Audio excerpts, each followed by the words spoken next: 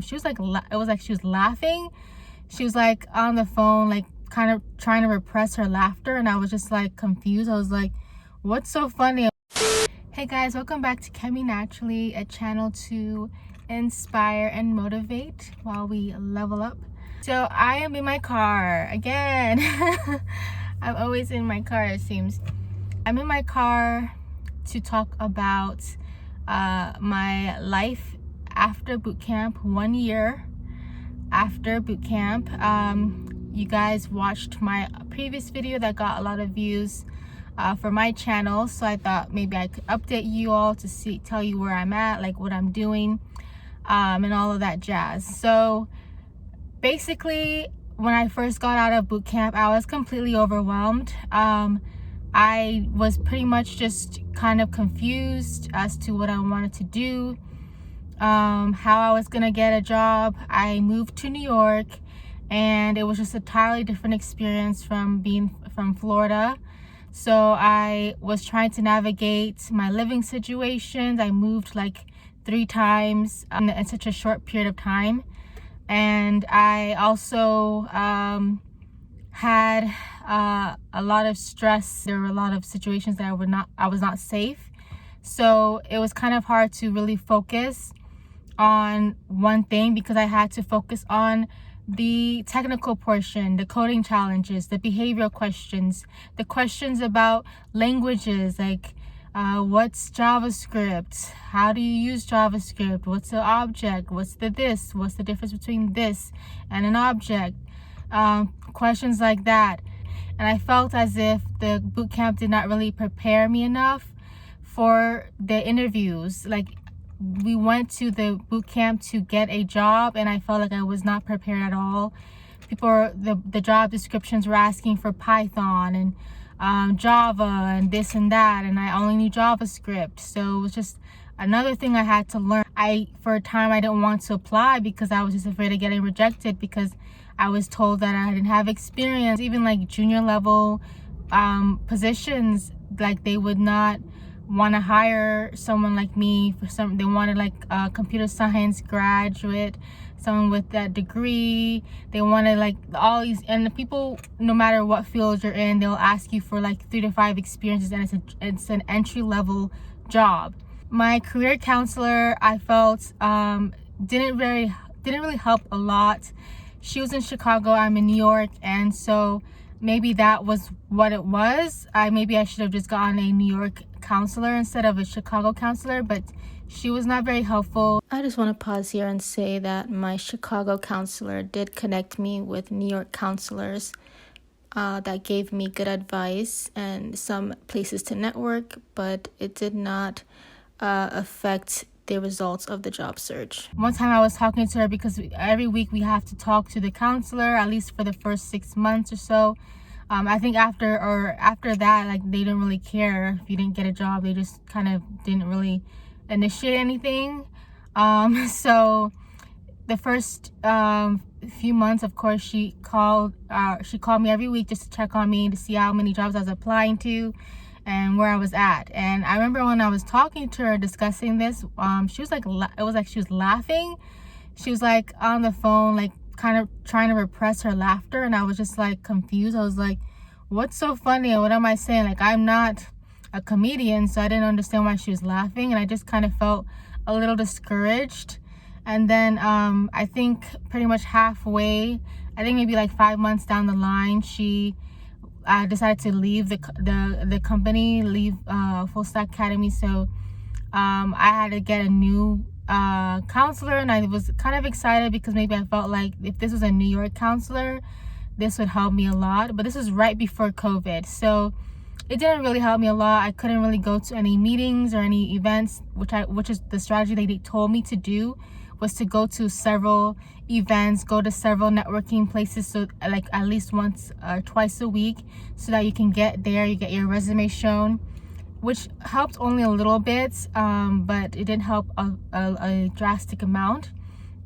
So she wasn't able to really help me, and it took a while. It took me like a few months to actually get a meeting with her. I can feel that the counselor they set me up with was probably like the main counselor they had, and like she was pretty much overwhelmed with all the other students, not just me, but those who were just graduating, those who had graduated, those who didn't get a job still. You know, you have to still work with those, like you're obliged to still work with those students who haven't got a job, even if it's like a year or 2 years. And when she did talk to me, I just felt like she could sense that I was defeated, that I didn't really feel like I could get the job that I wanted.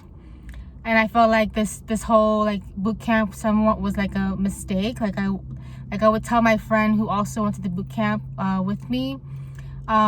She, like, I told her, like, we both were like, maybe we should not have gone there because it didn't really help us.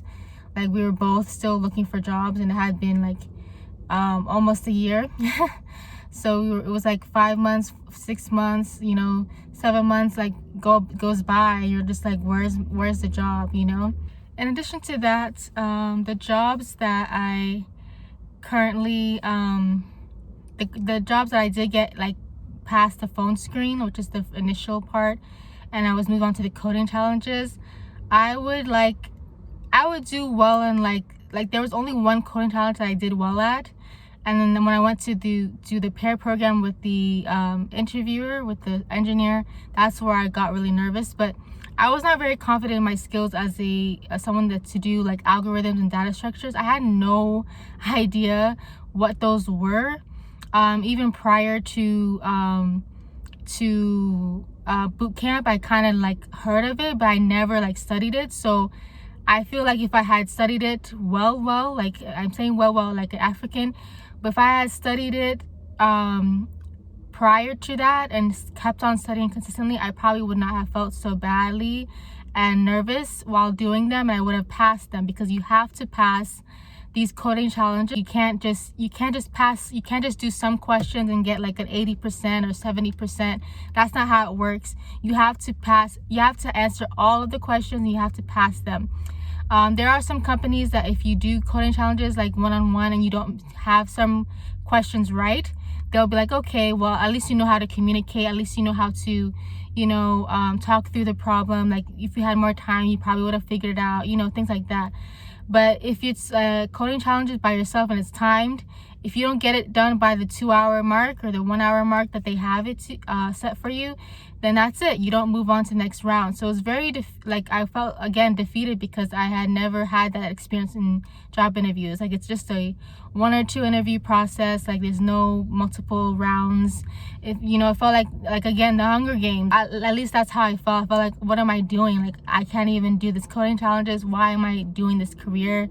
I was just very like, I wanted to even avoid getting interviews because I didn't want to go through the coding challenge. I don't want them to ask me any algorithms, data structures, because I don't come from that background. I'm not a math major. I'm not a computer science major. And this is not to discourage those people. It's just you have to work harder.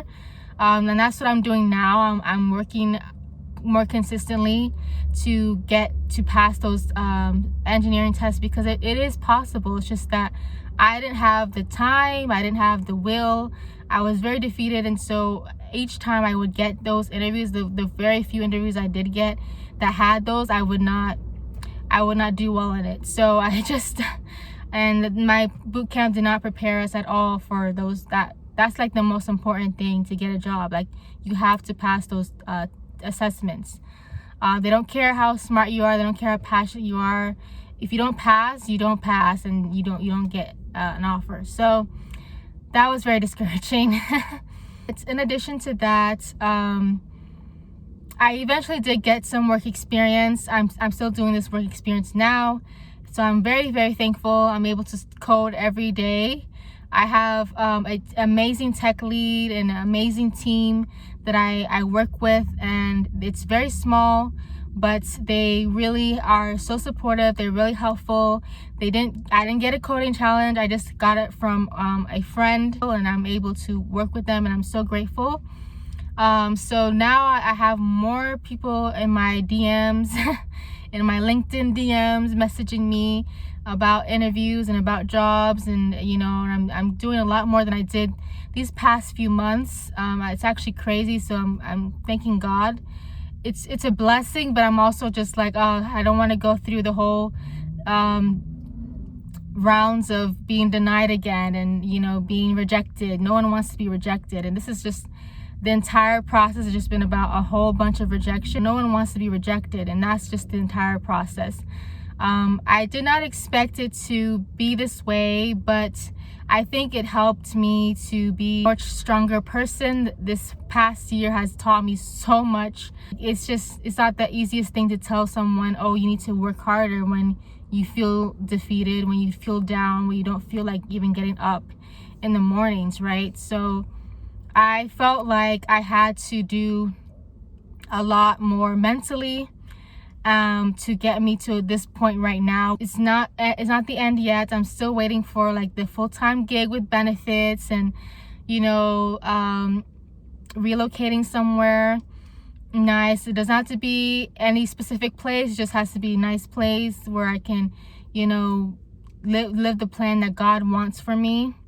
But other than that, that's been my experience. I probably left out some stuff. Of course I did. I don't want to bore you guys with a 15-minute video about my experience. That's it. That's been my my year after boot camp, my 1 year after boot camp.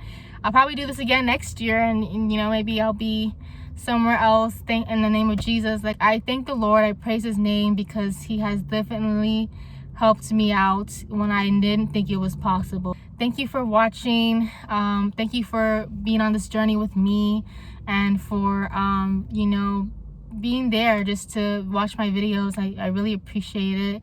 If you really like this video, give it a thumbs up, and subscribe to this channel, and I'll see you later. Bye.